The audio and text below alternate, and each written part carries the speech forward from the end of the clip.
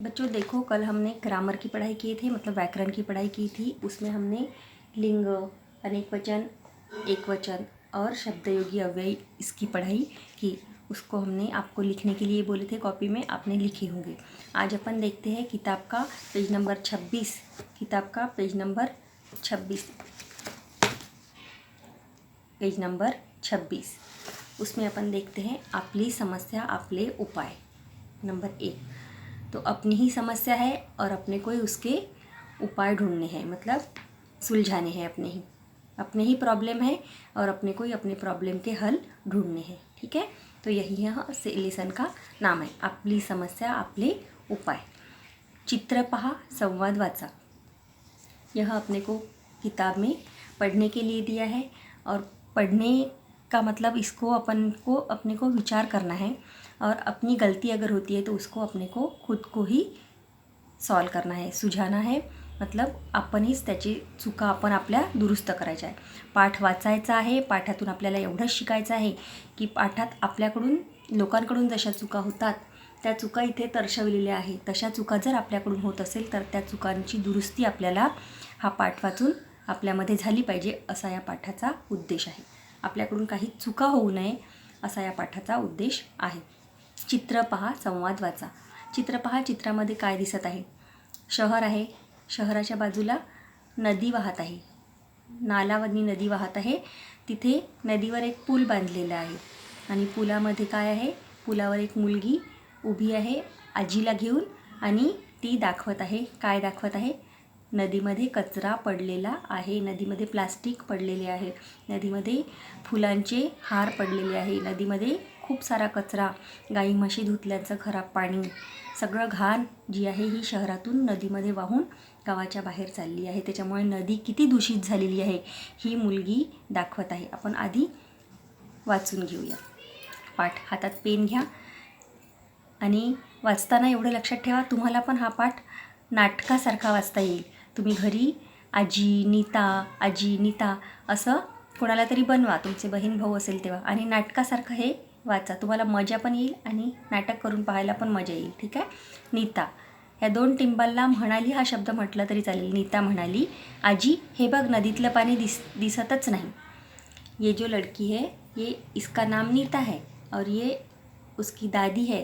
ये लड़की अपनी दादी को बोल रही है ये पुल के ऊपर खड़े होने के बाद में कि दादी देखो नदी का पानी नहीं दिख रहा है, दिसतच नहीं। आजी म्हणाली, हो नदीत जलपर्णी उगवली आहे। आजी काय म्हणाली? नदीमध्ये जलपर्णी उगवली आहे, मतलब नदीमध्ये खूप सारे झाडं उगवलेले आहे। नीता म्हणाली, जलपर्णी म्हणजे काय ग?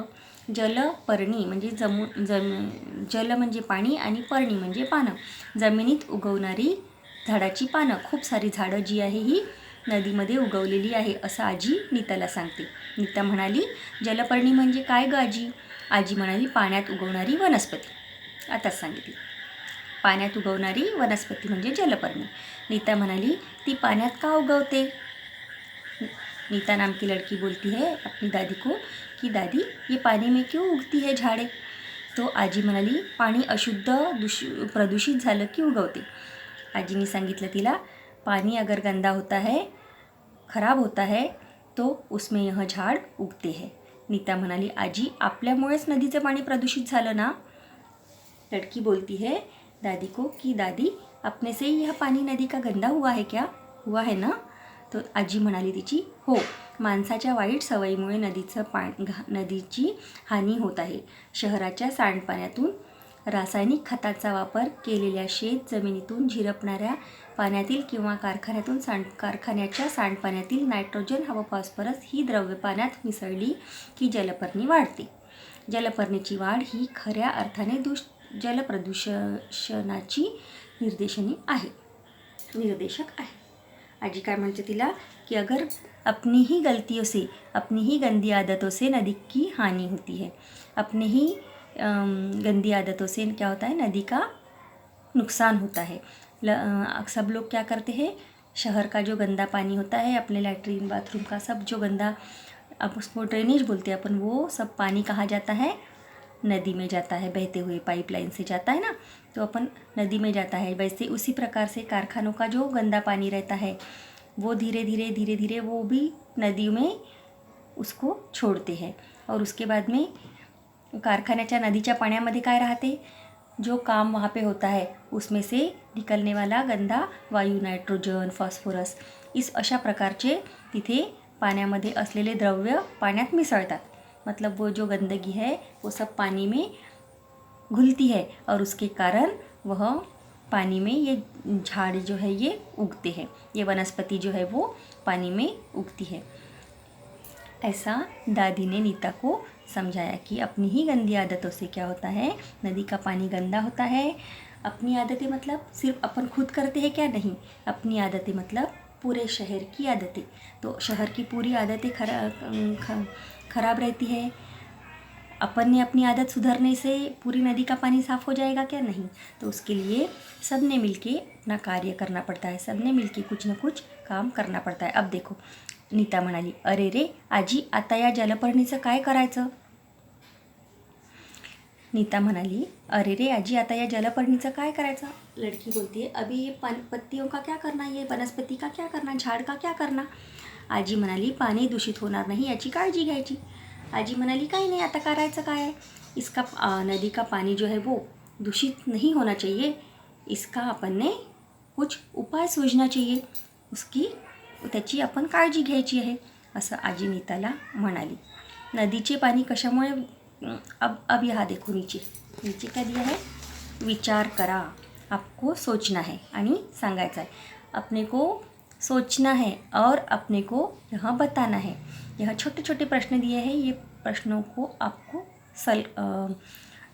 सॉल्व करना है, म्हणजे याची उत्तरं तुम्हाला सांगायची, विचार करायचा आहे आणि सांगायचं आहे। तर विचार करून सांगाल कसं, तर विचार करून सांगताना बेटा तुम्हाला त्रास होईल म्हणून तुम्ही हा होमवर्क घ्याल। विचार करून सांगू नका, विचार करून लिहा आणि मग तो मला दाखवाल। नदीचे पाणी कशामुळे दूषित होते, नदीचे पाणी कशामुळे दूषित होऊ शकते हे तुम्हाला माहिती आहे। तुम्ही विज्ञान शिकता, सायन्स शिकता, त्याच्यामध्ये तुम्हाला माहीत आहे की नदीचे पाणी कशामुळे दूषित होते। नदीच्या पाण्यामध्ये शहरातील संपूर्ण घाण टाकल्या जाते, त्याच्यामध्ये मूर्त्यांचे विसर्जन केल्या जाते, त्याच्यामध्ये निर्माल्य टाकल्या जाते। निर्माल्य मतलब हार फूल जो है वो सब उसी में डाले जाते हैं। नदीच्या बाजूला कपडे धुतल्या जाते, कपडे धुतल्यामुळे कपड्याचे घाणेरडे पाणी नदीमध्ये जाते। त्याच्यानंतर नदीच्या बाजूला, नदीच्या काठावर काय करतात, गाई म्हशी धुतात है ना, त्याच्यामुळे त्याचं पाणी नदीमध्ये जाते। आजूबाजूचे जे कारखाने आहे, छोटे मोठे कारखाने, त्या कारखान्यातलं पाणी जे आहे, दूषित पाणी, खराब पाणी, ते कुठे सोडले जाते, नदीमध्ये सोडले जाते आणि त्यामुळे नदी कशी नदी कशी प्रदूषित होऊन जाते, नदी कशी घाणेरडी होऊन जाते आणि नदीचं पाणी खराब होते। दूसरा प्रश्न बघा काय आहे, हे तुम्हाला लिहायचं आहे, ये आपको लिखना है, लिखना। नदीचे पानी प्रदूषित होऊ नये म्हणून काय उपाय करता येईल, तो आप लोगों को सोचना है दिमाग से कि नदीचे पानी प्रदूषित होऊ नये म्हणून काय करता येईल। घर के पेरेंट्स लोगों को आपको पूछना है, पूछना, लिखना, आपको विचार करना है, सोचना है, सब ने मिलके उसके ऊपर विचार अगर करते हैं। देखो, नदीचे पाणी प्रदूषित होऊ नये म्हणून आपण तिथे कचरा टाकू नये। गणपती विसर्जन करताना आजकाल कशाचा उपयोग केला जातो, गणपती विसर्जित करताना आपल्याला मोठमोठ्या टँकचा उपयोग केला जातो, त्याच्यामुळे नदीचे पाणी प्रदूषित होणार नाही, हा एक उपाय आहे। त्यानंतर गणपती शिरवताना त्याचे जे निर्माल्य राहते, त्याचे हार फुलं, ते आपण कुठे टाकतो, एका मोठ्या कलशामध्ये टाकतो है ना, त्याच्यामुळे पाणी पण खराब होणार नाही आणि फक्त मूर्तीची माती तयार होईल, म्हणून हा एक उपाय आहे। त्यानंतर काय झालं, त्याच्यानंतर आपण नदीच्या बाजूला कपडे धुणार नाही, नदीतून पाणी घ्यायचं आणि थोडं लांब अंतरावर जाऊन कपडे धुवायचे। त्यानंतर त्याच प्रकारे गाई आणि म्हशींना पण आपण तशाच प्रकारे धुवायचं आणि नदीमध्ये कारखान्याची घाण पाण्याची जाऊ नये याची आपण काळजी घेतली पाहिजे। अशा प्रकारचे उपाय आपण नदी साफ करण्यासाठी करू शकतो। जलपर्णी उगवल्याने पाण्यावर कोणता परिणाम होतो, जलपर्णी उगवल्याने काय होते, पाण्यामध्ये विविध जीव तयार होतात है ना, पाणी विषारी होऊ शकते, ती वनस्पती कशा प्रकारची आहे, त्याच्यामुळे पाणी किती खराब होऊन राहिलं, दूषित होऊन राहिलं, हा परिणाम पाण्यावर होऊ शकतो। त्यानंतर नदीमध्ये जलपर्णी होऊ नये यासाठी काय करावे असे तुम्हाला वाटते? तेच पुन्हा विचारलं आहे. नदीमध्ये जलपर्णी होऊ नये यासाठी तुम्ही काय कराल? नदीमध्ये ही घाण आणि हे झाडं वनस्पती उगवू नये यासाठी नदी स्वच्छ ठेवली पाहिजे. नदी स्वच्छ ठेवण्यासाठी शहरातील सर्व नागरिकांनी एकत्र होऊन कॉर्पोरेशनचे म्हणजे NMCने जो नियम करून दिलेला आहे त्या नियमाचे पालन केले पाहिजे, है ना. नागपूर कॉर्पोरेशनने आपल्या महानगरपालिकेने जे आपल्याला नियम सांगितलेले आहे त्या नियमांचे पूर्णपणे पालन केले पाहिजे. नदी खराब होणार नाही. ठीक आहे. आता हा पाठ तुम्हाला समजला. ह्या छोट्या छोट्या प्रश्नांची उत्तरं जी आहे ही तुम्हाला आपल्या मनाने लिहायची आहे, है ना. अपने मन से आपको इस प्रश्नों के उत्तर लिखना है. अपने मन से सोचकर इस प्रश्नों के उत्तर लिखो. इस प्रश्नों के जो उत्तर है यह आपको अपने मन से सोचकर लिखना है कॉपी में. ठीक है. उत्तर लिखो कॉपी में.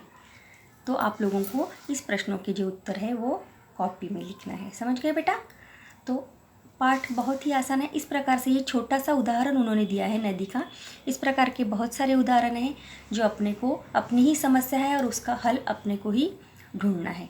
जिस प्रकार से जैसे कचरा है जो अपने घर में पहले कचरा जमा रहता था और वो कचरा अपन कहाँ फेंकते थे? रास्ते के बाजू में. तो उसके कारण क्या होता था? रास्ता गंदा होता था और आजू बाजू वाले लोगों को उसकी बदबू आती थी. उससे प्रदूषण होता था, उससे गंदगी फैलती थी, अलग अलग बीमारियाँ होती थी, टाइफाइड होता था, मलेरिया होता था, मच्छर बढ़ते थे, है ना. तो उसके कारण कॉर्पोरेशन ने हमको क्या करके दिया है? महानगर पालिका ने हमको क्या करके दिया है? गाड़ी भेज रहे हैं. तो हमारा कर्तव्य कौन सा है कि वही गाड़ी में हमने सूखा कचरा अलग और गीला कचरा अलग डालना है. यह क्या हो गया? हमारा उपाय हो गया. ये किसने करके दिया हमको? NMC ने करके दिया. तो इसका पालन अगर हम करते हैं तो हमारी सेहत अच्छी रहेगी कि नहीं? तो ये समस्या किसकी थी? हमारी ही समस्या थी. कचरा किसका घर का है? हमारे घर का. मतलब समस्या किसकी है? हमारी. और इसका हल किसने ढूंढ के दिया है? NMC ने. तो NMC में अगर हमारे समस्या का समस्या का हल ढूंढ के दिया है तो हमने उसका पालन करना चाहिए कि नहीं? तो हम उसी प्रकार से सभी चीज़ का जैसे अपन गार्डन जाते हैं ना, बगीचा जाते ना अपन. तो बगीचे किसकी मालकी का है? बगीचा अपन ने खुद नहीं लगाया हुआ है क्या? नहीं. कॉर्पोरेशन ने लोगों के लिए, उनको प्रसन्न लगने के लिए, हवा अच्छी लगने के लिए, वहाँ पे अच्छा भरपूर ऑक्सीजन मिलने के लिए, लोगों को सेहत अच्छी रहने के लिए लोगों की, इसलिए गार्डन बनाए जाते हैं. वो गार्डन की देखभाल करना किसी का काम है? अपना ही काम है, लोगों का ही काम है ना. तो गार्डन साफ सुथरा रहना चाहिए, गार्डन में कचरा नहीं होना चाहिए. इसलिए वहाँ पे अलग अलग जगह बहुत सारी पट्ट्या लिखी रहती आहे, पाटी लिखी रहती आहे. खूप साऱ्या पाट्या तिथे गार्डनच्या बाजूला लिहिलेल्या राहतात. तर त्या पाट्यांवर वाचायचं आणि तशा प्रकारे तिथे राहायचं. मुलांना खेळायला, बागडायला खूप आनंद तिथे मिळतो आणि स्वच्छ हवा मिळते, प्रदूषण मिळत नाही. त्याच्यामुळे शहराच्या मधोमध एक गार्डन असणे, एक बगीचा असणे आवश्यक आहे. अशा प्रकारच्या छोटे छोटे प्रश्न आपल्याला स्वतःलाच विचारायचे की आपण काय काय चुका करतो. आपण शहरात राहतो तर आपण काय काय चुका करतो आणि या चुका दुरुस्त करायसाठी आपण काय केलं पाहिजे. म्हणजेच काय झालं? अपनी समस्या आणि अपने उपाय. अपनी को ही अपनी समस्या ढूंढना है और उसी का उपाय अपने को ही करना है. जिस प्रकार से हम अपने स्कूल में भी स्वच्छता रखते हैं तो गंदगी रखना हमारी समस्या है और उसको साफ करना ये हमारा उपाय है ना. हम स्कूल में सफाई का काम करते हैं. क्यों? क्योंकि हमको बीमार नहीं पड़ना है. समझ गए? लेसन समझ गया?